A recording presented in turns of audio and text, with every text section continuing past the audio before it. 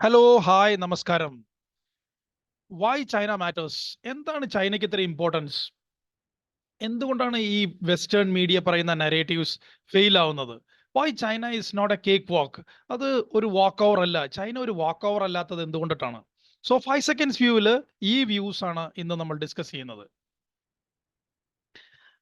ഇന്ന് വെസ്റ്റേൺ കൺട്രീസിന്റെ ഒരു പ്രഖ്യാപിതമായ ശത്രുവാണ് ചൈന.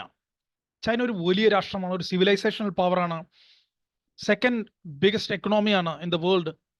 സപ്ലൈ ചെയിൻ കൺട്രോൾ ചെയ്യുന്നത്, വേൾഡിന്റെ സപ്ലൈ ചെയിൻ മുഴുവൻ കൺട്രോൾ ചെയ്യുന്നത് ചൈനയാണ്.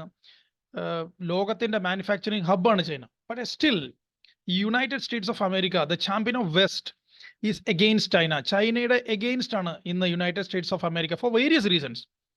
അത് സത്യമായത് കൊണ്ടിട്ട്, ചൈനയും യുണൈറ്റഡ് സ്റ്റേറ്റ്സും ശത്രുപക്ഷത്ത് നിൽക്കുന്നത് കൊണ്ടിട്ട്, ചൈനയ്ക്ക് എഗെയിൻസ്റ്റ് ആയിട്ട് ഒരുപാട് narratives western media, especially English speaking western മീഡിയയുടെ അടുത്തുനിന്ന് വരുന്നുണ്ട്. ഒരു ഭാരതീയൻ ഈ വെസ്റ്റേൺ മീഡിയ പറയുന്ന നരേറ്റീവ് തൊണ്ട തൊടാതെ വിഴുങ്ങണോ, അതോ ഇതിനെ ക്രിട്ടിക്കലി അനലൈസ് ചെയ്യണോ? 5 സെക്കൻഡ്സ് വ്യൂ പറയുന്നത് we need to analyse it. ഇതിൽ നിന്ന് നമുക്ക് മനസ്സിലാക്കണം, ഇത് കറക്റ്റ് ആണോ, ഈ നരേറ്റീവ് ശരിയാണോ, ഇതിൽ എന്തൊക്കെയാണ് ട്രൂത്ത് ഉള്ളത്, ഇതിൽ എന്തൊക്കെ തെറ്റാണ്. ഈ നരേറ്റീവിൽ നിന്ന് we need to understand China, because we need to deal with China. കാരണം ഇന്ത്യക്ക് ഒരു വലിയ ബോർഡർ ചൈനയായിട്ടുണ്ട്. ആ ബോർഡർ സെറ്റിൽ ചെയ്യാത്ത ബോർഡറാണ്. ചൈന ക്ലെയിം വെക്കുന്ന ഒരുപാട് പ്രോപ്പർട്ടി ഭാരതത്തിനുള്ളിലുണ്ട്. So we need to analyse this narrative which is build by west. West build ചെയ്യുന്ന നരേറ്റീവ് 3 കാര്യങ്ങളായിട്ടാണ് പറയുന്നത്. ഒന്ന്, ചൈനയുടെ പോപ്പുലേഷൻ ഏജിങ് പോപ്പുലേഷൻ ആണ്. അതുകൊണ്ട് ഫ്യൂച്ചറിൽ ചൈനയുടെ വർക്കിംഗ് ക്ലാസ് പോപ്പുലേഷന്റെ സൈസ് കുറയും. അതുകൊണ്ട് അവരുടെ എക്കണോമി താഴത്തേക്ക് വരും. 2, ചൈനയുടെ മിലിറ്ററി, അവർക്ക് ഫൈറ്റ് ചെയ്യാനുള്ള ഒരു സ്പിരിറ്റ് ഇല്ല. അവരുടെ എക്യുപ്മെന്റ്സ് സ്ക്രാപ്പാണ്. അതുകൊണ്ട് ചൈന ഒരു റിയൽ ഫൈറ്റിന് വരുമ്പോഴത്തേക്കും അവർ ഒരുപാട് ബുദ്ധിമുട്ടുകൾ ഫേസ് ചെയ്യേണ്ടതായിട്ട് വരും, and they will fail. 3, Chinese communist പാർട്ടിയും ജനങ്ങളുമായിട്ടുള്ള ബന്ധം വളരെ മോശമാണ്. എപ്പോൾ വേണമെങ്കിലും ഡെമോക്രസിക്ക് വേണ്ടിയിട്ട് യുദ്ധം ചെയ്യാൻ സന്നദ്ധരായിട്ടുള്ള ഒരു സമൂഹമാണ് അതിൻ്റെ ഉള്ളിലുള്ളത്. അവർ just waiting for a fire. ഇങ്ങനത്തെ ഒരു നെറേറ്റീവാണ്. ഇതാണ് വൈഡർ ആംഗിളിൽ ഇത് വെസ്റ്റേൺ മീഡിയ പ്രൊപ്പഗേറ്റ് ചെയ്യുന്നത് ചൈനയ്ക്ക് ഉള്ളിൽ. ഇനി നമുക്ക് ഡീറ്റെയിൽഡ് ആയിട്ട് ഈ നരേറ്റീവ്സിലേക്ക് പോകാം. ചൈനയുടെ പോപ്പുലേഷൻ ഏജിങ് ആണ്, സത്യമാണത്. കാരണം വർഷങ്ങളായിട്ട് ചൈനീസ് കമ്മ്യൂണിസ്റ്റ് പാർട്ടി ഒരു പോളിസി, ഡെമോഗ്രഫി കൺട്രോൾ ചെയ്യാൻ, പോപ്പുലേഷൻ കൺട്രോൾ ചെയ്യാനായിട്ട് ഒരു പോളിസി കൊണ്ടുവന്നിരുന്നു, 1 ചൈൽഡ് പോളിസി എന്നുള്ളത്. ഈ പോളിസി കുറെ നാൾ കഴിഞ്ഞവർ റിവൈൻഡ് ചെയ്തു. പക്ഷെ സ്റ്റിൽ ഇതിന്റെ ഒരു ആഫ്റ്റർ എഫക്ട്സ് എന്ന് പറഞ്ഞത് കൊണ്ടിട്ട് അവരുടെ total fertility rate, TFR rate, ഒരു റീപ്ലേസ്മെന്റ് റേഷ്യോ, അത് 2.1 താഴെയാണ്, ഒരുപാട് താഴെയാണ്. 2.1 ആണ് ഒരു റീപ്ലേസ്മെന്റ് റേഷ്യോ, ഒരു കംപ്ലീറ്റ്ലി പോപ്പുലേഷൻ സ്റ്റാറ്റിക് ആയിട്ട് നിൽക്കാനുള്ള ഒരു റേഷ്യോ. അതിൽ താഴെയാണ് ഇന്ന് ചൈനയുടെ പോപ്പുലേഷൻ TFR റേറ്റ്. സോ അവരുടെ പോപ്പുലേഷൻ നാച്ചുറലി കം ഡൗൺ ചെയ്യണം, അതൊരു സത്യാവസ്ഥയാണ്. 2, അവരുടെ എക്കണോമി $18 ട്രില്യൺ ആണെന്നാണ് ലേറ്റസ്റ്റ് ആയിട്ടുള്ള വേൾഡ് ബാങ്ക്, IMF റിപ്പോർട്ടുകളെല്ലാം പറയുന്നത്. IMF, വേൾഡ് ബാങ്ക് റിപ്പോർട്ടുകളെല്ലാം ബേസ് ചെയ്യുന്നത് ചൈനയിൽ നിന്ന് വരുന്ന സ്റ്റാറ്റിസ്റ്റിക്സിനെ ബേസ് ചെയ്താണ്. വെസ്റ്റേൺ മീഡിയയുടെ നരേറ്റീവ് ഈ സ്റ്റാറ്റിസ്റ്റിക്സ് ശരിയല്ല, ചൈന പുറത്തുവിടുന്ന ഫിഗേഴ്സ് ശരിയല്ല എന്നുള്ളതാണ്. മൂന്നാമത്തെ ഒരു കാര്യം എന്ന് പറയുന്നത് ചൈനയുടെ സ്റ്റേറ്റ് എന്റർപ്രൈസസ്, ചൈനയുടെ companies, state and federal governments, ഇവരുടെ ഡൊമസ്റ്റിക് ആൻഡ് എക്സ്റ്റേണൽ ഡെറ്റ്, അതിന്റെ ടോട്ടൽ എന്ന് പറയുന്നത് ഡെറ്റ് ടു GDP റേഷ്യോ ഭയങ്കര ഹ്യൂജ് ആണ്. അത് എപ്പോൾ വേണമെങ്കിലും ബ്ലാസ്റ്റ് ആകാം. അത് ചൈനയെ നേരെ പാതാളത്തിലേക്ക് കൊണ്ടുപോകുന്നുള്ളൊരു നെറേറ്റീവ് വരുന്നുണ്ട്. നാലാമത്തെ ഒരു കാര്യം, അവർ റിയൽ എസ്റ്റേറ്റ് സെക്ടർ, ഇൻഫ്രാസ്ട്രക്ചർ സെക്ടറുകളിൽ ഉണ്ടാകുന്ന ഒരു തിരിച്ചടികളെ കുറിച്ചാണ് പറയുന്നത്. എക്സാമ്പിൾ ആയിട്ട് കോട്ട് ചെയ്യുന്നത് എവർഗ്രാൻഡ് പോലത്തെ റിയൽ എസ്റ്റേറ്റ് കമ്പനി, അത് നഷ്ടത്തിൽ പോയി, തകർച്ചയിലേക്ക് പോയി. പിന്നെ ഒരു റീസെന്റ് ആയിട്ടൊരു സിമെന്റ് മാനുഫാക്ചറിങ് യൂണിറ്റ് താഴത്തേക്ക് പോകുന്നുണ്ട്. ഇതെല്ലാം കാണിക്കുന്നത് അവരുടെ ഇൻഫ്രാസ്ട്രക്ചർ, റിയൽ എസ്റ്റേറ്റ് സെക്ടറുകൾ താഴത്തേക്ക് പോകുന്നു എന്ന് പറഞ്ഞാൽ, ഇൻഫ്രാസ്ട്രക്ചർ, റിയൽ എസ്റ്റേറ്റ് സെക്ടറുകൾ ഒരു എക്കണോമിയുടെ പില്ലറുകളിൽ ഒന്നാണ്. അത് താഴത്തേക്ക് പോയാൽ, കൊളാപ്സ് ആയാൽ ആ എക്കണോമി ഡിപ്രഷനിലേക്ക് പോവുകയാണ് എന്ന രീതിയിലുള്ള ഇൻഡിക്കേഷൻ ആണെന്ന് ആണ് ഒരു നരേറ്റീവ് ബിൽഡ് ചെയ്യുന്നത്. അഞ്ചാമത്തെ ഒരു കാര്യം, ചൈനയുടെ സ്റ്റോക്ക് മാർക്കറ്റ് ഓൾമോസ്റ്റ് ഫിനിഷ്ഡ് ആയി. കാരണം എന്താ? അവിടുന്ന് റീസെന്റ് ആയിട്ട് FIIs മുഴുവൻ പൈസ എടുത്തോണ്ട് പോയി. അവരുടെ എക്കണോമിയിൽ നിന്ന് ട്രില്യൺസ് ഓഫ് ഡോളേഴ്സ് പുറത്തേക്ക് പോയി. ക്രാഷായി സ്റ്റോക്ക് എക്സ്ചേഞ്ച്. അതോടുകൂടി ഇനി ഒരിക്കലും പഴയ പ്രതാപത്തിലേക്ക് ചൈനീസ് സ്റ്റോക്ക് എക്സ്ചേഞ്ച് ഇനി വരില്ല എന്ന രീതിയിലുള്ള ഒരു നരേറ്റീവ് ബിൽഡ് ചെയ്യുന്നുണ്ട്. ഇനി അവരുടെ മിലിറ്ററിയെ കുറിച്ച് പറയുമ്പോൾ ചൈനീസ് മിലിറ്ററി ഒരു ജോക്കാണ്. അവർക്ക് ഫൈറ്റ് ചെയ്യാനുള്ള ഒരു സ്പിരിറ്റേ ഇല്ല. ചൈനീസ് എക്യുപ്മെന്റ്സ് ക്രാപ്പാണ്. അത് take the example of Chinese aircraft carrier. അത് ലോഞ്ച് ചെയ്യുന്ന സമയത്ത് അതിന്റെ ഹള്ളിൽ ക്രാക്ക് വീണു. രണ്ടാമത് ചെങ്ഡു എന്ന് പറഞ്ഞ 5th ജനറേഷൻ എയർക്രാഫ്റ്റ് ഹിമാലയൻ ഫ്രോണ്ടിയറിൽ കൊണ്ടുവന്നപ്പോൾ അതിൽ ക്രാക്സ് ഉണ്ടായി. അവിടെ അതിന്റെ ടെക്നോളജി ഒട്ടും ശരിയല്ല. പിന്നെ ചൈനീസ് മിലിറ്ററിയുടെ ലയൺ ഷെയർ ഓഫ് ആളുകളെ അവർ ഡ്രോ ചെയ്യുന്നത് മെയിൻലാൻഡ് ചൈനയിൽ നിന്നാണ്. അവിടുന്ന് വരുന്ന ആളുകൾക്ക് ഹിമാലയൻ ഫ്രോണ്ടിയറിൽ ഫൈറ്റ് ചെയ്യാനുള്ള കപ്പാസിറ്റി ഇല്ല. ഓക്സിജൻ സിലിണ്ടറും കൊണ്ടാണ് അവർ ഫൈറ്റ് ചെയ്യാനായിട്ട് വരുന്നത്. Look at the example of how ഇവർ ഇന്ത്യൻ ആർമി എത്ര ഭീകരമായിട്ടാണ് അവരെ തല്ലി ഓടിച്ചത്.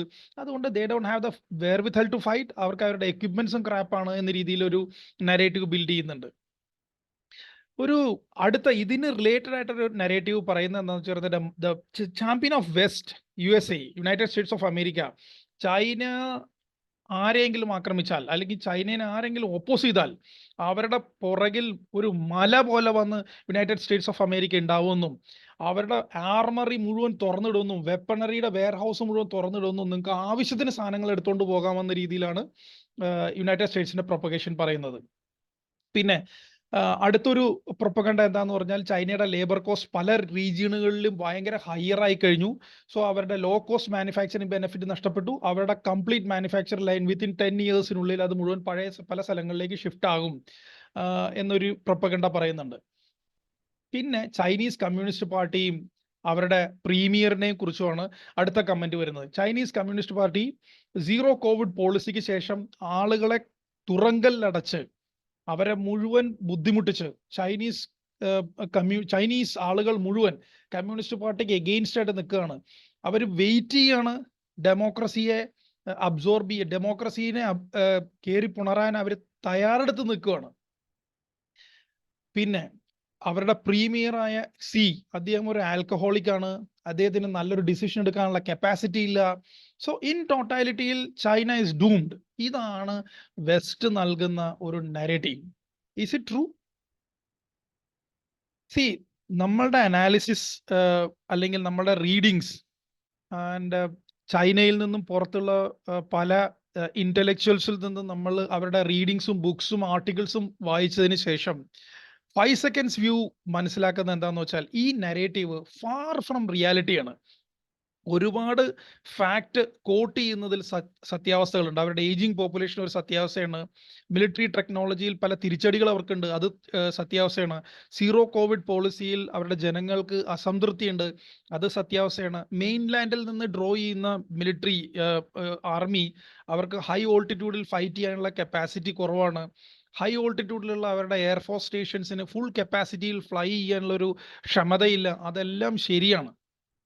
പക്ഷെ നമുക്ക് ഇനി ഈ പറഞ്ഞ നരേറ്റീവ്സിൽ എന്തോരം സത്യാവസ്ഥ ഇൻ ടോട്ടാലിറ്റിയിലുണ്ട്? Is China doomed? ഈ ഒരു ആംഗിളിൽ നോക്കുമ്പോൾ നമുക്ക് കുറച്ച് കാര്യങ്ങളും കൂടി ഡീറ്റെയിൽഡ് ആയിട്ട് അനലൈസ് ചെയ്യണം. First take the example of അവരുടെ പോപ്പുലേഷൻ. 1 ചൈൽഡ് പോളിസിക്ക് ശേഷം അവരുടെ വർക്കിംഗ് ഏജ് പോപ്പുലേഷന്റെ നമ്പർ കുറയുന്നുണ്ട്, സത്യമാണ്. പക്ഷേ ചൈന ഒരു 5 കോടിയുള്ള നേഷൻ അല്ല. ചൈനയുടെ ടോട്ടൽ പോപ്പുലേഷൻ ഇന്ത്യയുടെ പോപ്പുലേഷൻ അത്രയും തന്നെയുണ്ട്, അല്ലെങ്കിൽ കുറച്ച് കുറവേ ഉള്ളൂ. 140-135 കോടി ജനങ്ങളുള്ള രാഷ്ട്രമാണ്. നമ്മൾ സംസാരിക്കുന്ന വർക്കിംഗ് ക്ലാസ് പോപ്പുലേഷന്റെ സൈസ് എന്ന് പറയുന്നത് ഒരു 600-700 കോടി ജനങ്ങളെ കുറിച്ചാണ് നമ്മൾ സംസാരിക്കുന്നത്. ഇത് ഒരു ഓവർനൈറ്റ് കൊണ്ടോ ഒരു ഡീക്കേഡ് കൊണ്ടോ ഒന്നും പെട്ടെന്ന് ഭയങ്കര സൈസബിൾ പോപ്പുലേഷൻ താഴത്തേക്ക് വരില്ല. സോ ഈ 1 ചൈൽഡ് പോളിസി ഒരു സമയത്ത് അവർ എടുത്തിരിക്കുന്നത് ശരിയോ തെറ്റോ എന്നുള്ളതല്ല. ഇന്ന് പറയുന്ന ചൈനീസ് പോപ്പുലേഷൻ, ഏജിങ് പോപ്പുലേഷൻ ആളുകൾ, വൃദ്ധരായ ആളുകളുടെ നമ്പർ കൂടുമെന്നും അതുകൊണ്ട് എക്കണോമിനെ ഭയങ്കര ബാഡായിട്ട് എഫക്റ്റ് ചെയ്യുമെന്ന് പറയുന്ന നരേഷൻ ശരിയല്ല. കാരണം അവരുടെ വർക്കിംഗ് ക്ലാസ് പോപ്പുലേഷന്റെ സൈസ് ഹ്യൂജ്, ഇന്ത്യക്ക് അത്രയും തന്നെ ഉള്ളതാണ്. 2, അവരുടെ വർക്കിംഗ് പോപ്പുലേഷന്റെ യങ്ങർ ഏജ് പോപ്പുലേഷന്റെ basic education and skill set എന്ന് പറഞ്ഞിരിക്കുന്നത് ഏഷ്യൻ കോമ്പറ്റീറ്റേഴ്സിനടുത്തും അവരുടെ നെക്സ്റ്റ് നിയർ പിയർ കോമ്പറ്റീറ്റേഴ്സിന്റെയും ലെവൽ വെച്ച് നോക്കുമ്പോൾ വളരെയധികം ഹൈ ആണ്. അവർ എഡ്യൂക്കേഷനിലും അവരുടെ ബേസിക് ഇൻഫ്രാസ്ട്രക്ചറിലും സ്കിൽ ഡെവലപ്മെന്റിലും ഒരുപാട് ഇൻവെസ്റ്റ് ചെയ്തിട്ടുണ്ട്.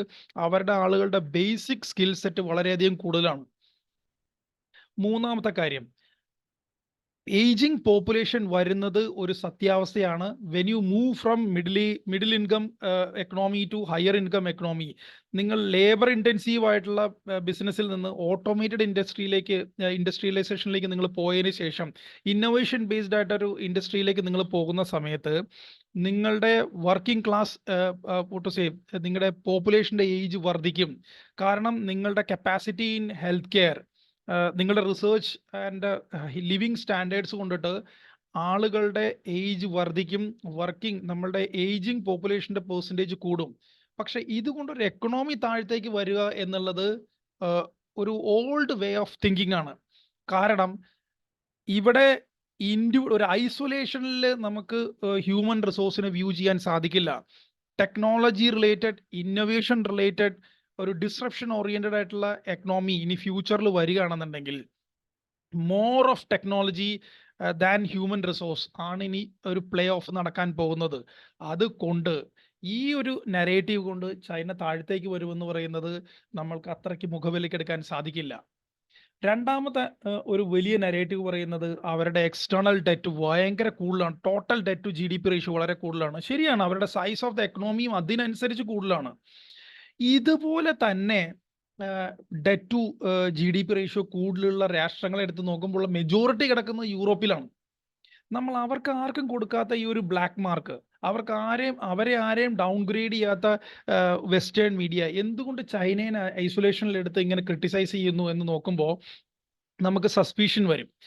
അത് ഒരു political narrative, political angle to this നമുക്ക് കുറച്ചു നേരത്തേക്ക് മാറ്റിവെക്കാം. ഇവിടെ നമ്മൾ നോക്കേണ്ടത് ഈ ഡെറ്റ് ബോംബ് എന്ന് പറയുന്നത് ചൈനയ്ക്ക് മാനേജ് ചെയ്യാൻ സാധിക്കുമോ? അതിൻ്റെ ആൻസർ എസ് എന്ന് തന്നെ പറയേണ്ടതായിട്ട് വരും. കാരണം ഡിസിഷൻ എടുക്കാനുള്ള ഫാസ്റ്റ്നെസ്സും ഡിസിഷൻ ഇംപ്ലിമെന്റ് ചെയ്യാനുള്ള ഇന്റൻഷനും അതിൻ്റെ വേർവിധലും ചൈനയിൽ വളരെ കൂടുതലാണ്. Take the case any democracy, അവരെടുക്കുന്ന കൺസൾട്ടേറ്റീവ് അപ്രോച്ച് ഉണ്ട്, അതിനിടയിൽ അഡ്വാൻറ്റേജസ് ഒക്കെ ഉണ്ട്. പക്ഷേ ഒരു ക്രിട്ടിക്കൽ ഇഷ്യൂ ഫേസ് ചെയ്യുന്ന സമയത്ത് നമുക്ക് സമയം വേസ്റ്റ് ചെയ്യാനില്ലാത്ത സാഹചര്യത്തിൽ ഡിസിഷൻ എടുക്കുക, അത് ഇംപ്ലിമെന്റ് ചെയ്യുക എന്ന് പറഞ്ഞിരിക്കുന്നത് ഭയങ്കര ഇമ്പോർട്ടൻ്റ് ആണ്. അതിൽ ചൈനയുടെ പൊസിഷൻ ഭയങ്കര സ്ട്രോങ് ആണ്. സോ ഈ ഒരു ആംഗിളിലും ചൈനയെ ഡൗൺഗ്രേഡ് ചെയ്യേണ്ട അനാവശ്യമായി ഡൗൺഗ്രേഡ് ചെയ്യേണ്ട ആവശ്യമില്ല. പിന്നെ ഈ ഇൻഫ്രാസ്ട്രക്ചറിലുള്ള ഓവർ കപ്പാസിറ്റിയും ഹൗസിംഗ് ക്രൈസിസും ഇത്രയ്ക്ക് കൂടുതലായിട്ട് ഹൈപ്പ് ചെയ്യേണ്ട ഒരു കാര്യം ഇല്ല. അവിടെ എവർഗ്രാൻഡ് പോലത്തെ കമ്പനീസ് ഡൗൺ ആയിട്ടുണ്ട്, കൊളാപ്സ് ആയിട്ടുണ്ട്. അതിൽ നിന്ന് അവരെ കരകയറാനായിട്ടുള്ള 3-pronged strategy already China take up ചെയ്തിട്ടുണ്ട്. അതിലൊന്ന് അസറ്റ്സ് സെയിൽ ഓഫ് ചെയ്ത് ക്യാഷ് റിലീസ് ചെയ്യുക, മോണിറ്റൈസ് ചെയ്യുക. രണ്ടാമത്തത് പ്രോഫിറ്റബിളി നടക്കുന്ന കോർപ്പറേറ്റുകളുടെ അടുത്ത് അവരോട് ഈ പറഞ്ഞിരിക്കുന്ന ലോസ് മേക്കിംഗ് ആയിട്ടുള്ള യൂണിറ്റ്സിന് ടേക്കപ്പ് ചെയ്യാനായിട്ടും റിന്യൂഡ് ആയിട്ടുള്ള കോൺട്രാക്ട്സ് സ്റ്റേറ്റ്സ് ആൻഡ് സെൻട്രൽ ഗവൺമെന്റുകളുടെ അടുത്ത് കൊടുക്കാനായിട്ടും ഉള്ള നിർദ്ദേശങ്ങൾ കൊടുക്കുന്നുണ്ട്. ഇതൊരു വൈസ് സ്ട്രാറ്റജിയാണ്. ലോങ് ടേമിൽ 20 years 30 yearsനുള്ളിൽ ഈ പറഞ്ഞിരിക്കുന്ന ഇൻഫ്രാസ്ട്രക്ചർ റിലേറ്റഡ് ആയിട്ടുള്ള കമ്പനീസ്, ഹൗസിംഗ് കമ്പനീസ് അതെല്ലാം തിരിച്ചു വരിക തന്നെ ചെയ്യും. ഇന്ന് ഓവർ കപ്പാസിറ്റി ആണെങ്കിലും ഫ്യൂച്ചറിസ്റ്റിക്കിലേക്ക് നോക്കുമ്പോൾ ഇതെല്ലാം പ്രൊഡക്റ്റീവായിട്ട് തന്നെ വരുള്ളൂ. സോ ആ ആംഗിളിലും ചൈനയെ ക്രിട്ടിസൈസ് ചെയ്യേണ്ട കാര്യമില്ല. പിന്നെ ചൈനയുടെ യഥാർത്ഥ നമ്പർ പുറത്തു വരുന്നത് ശരിയല്ല, അവരുടെ സ്റ്റാറ്റിസ്റ്റീഷ്യൻസ് പറയുന്ന നമ്പർ ശരിയല്ല എന്നാണ് അടുത്തൊരു ആംഗിൾ പറയുന്നത്. ഇതിന് അവരുടെ എക്കണോമി 18 ആണോ 12 ആണോ 15 ആണോ 10 ആണോ എന്നുള്ളത് ഒരു വലിയ കാര്യമേ അല്ല.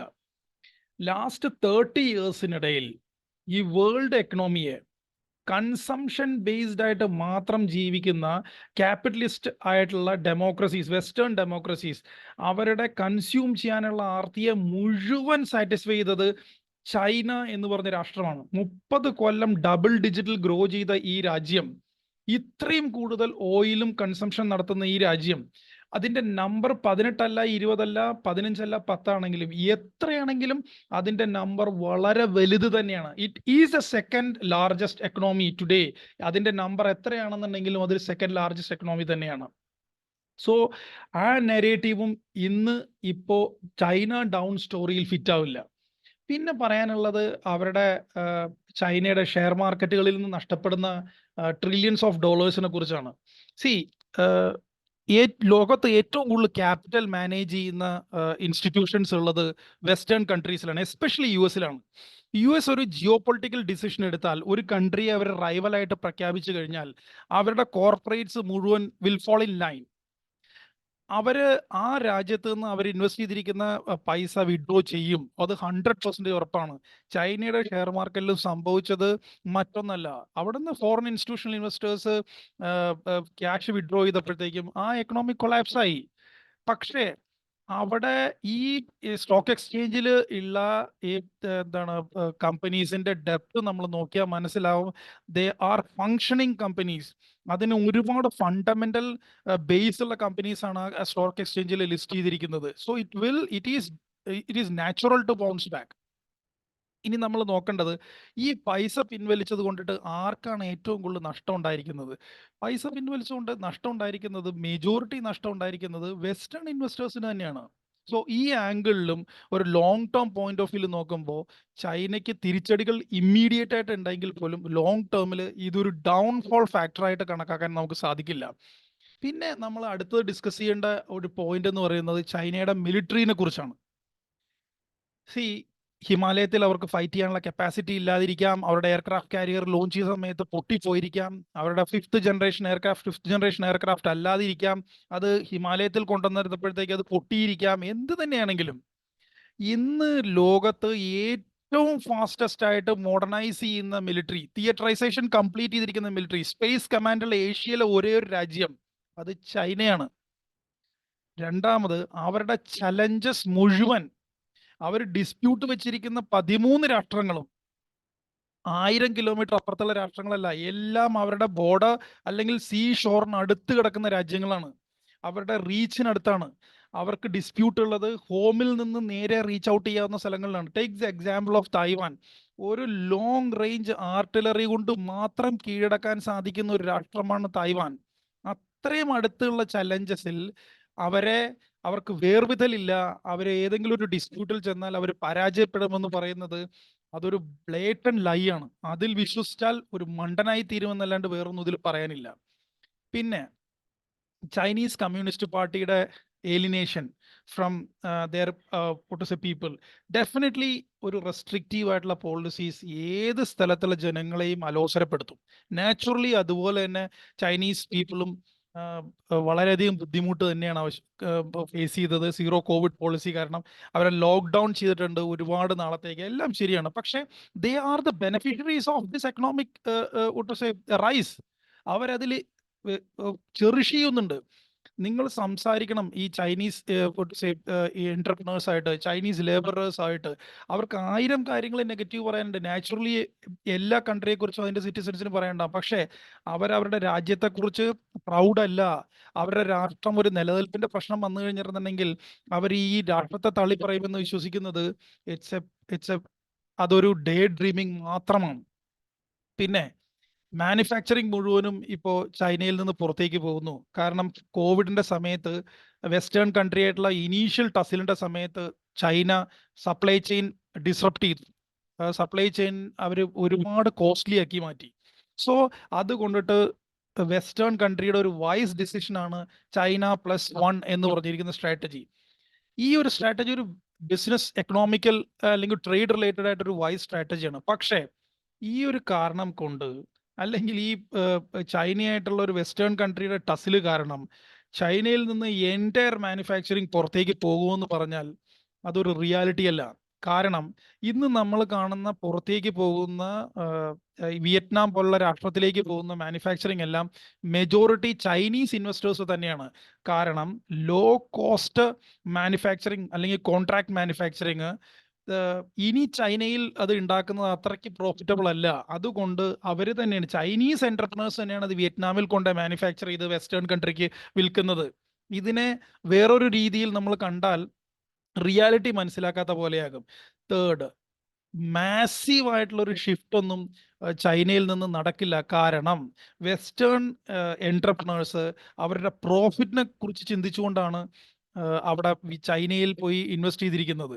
ഇത്രയും മാനുഫാക്ചറിങ് ഇന്ത്യയിലേക്ക് വരണം എന്നുണ്ടെന്നുണ്ടെങ്കിൽ അത് ഒരു ഹെവി ഡിസിഷനാണ്.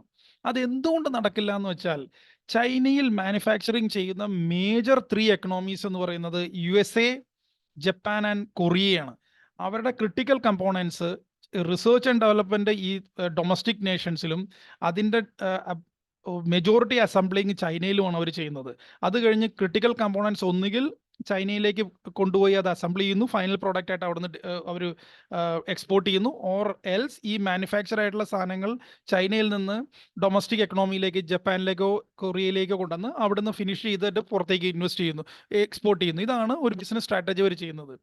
ഈ എക്കണോമീസ് ഒന്നും എത്ര തന്നെ ഇഷ്യൂസ് ഉണ്ടെങ്കിലും 6,000 കിലോമീറ്ററിന് ഇപ്പുറത്ത് കിടക്കുന്ന ഇന്ത്യയിൽ കൊണ്ടുവന്ന് അവർക്ക് ചെയ്ത് തിരിച്ച് കൊണ്ടുപോയി അവർ അസംബിൾ ചെയ്തതിന് ശേഷം എക്സ്പോർട്ട് ചെയ്യുക, അതൊരു ബിസിനസ് ലോജിക് അല്ല, അതൊരു വയബിൾ സൊല്യൂഷൻ അല്ല. So it's bound to continue.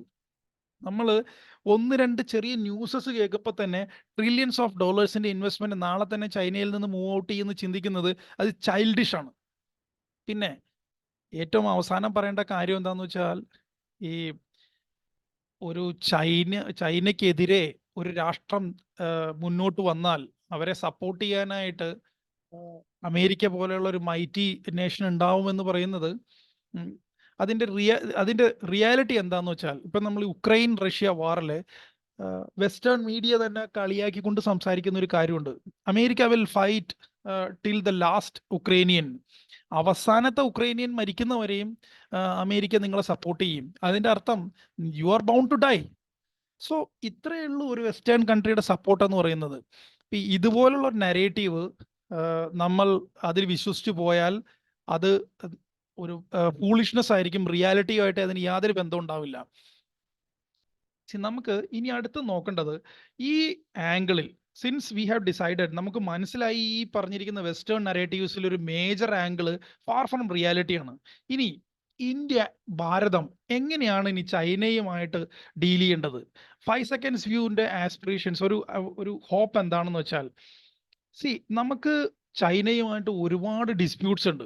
നമ്മളുടെ അൺസെറ്റിൽഡ് ബോർഡേഴ്സ് ചൈനയുമായിട്ടുണ്ട്.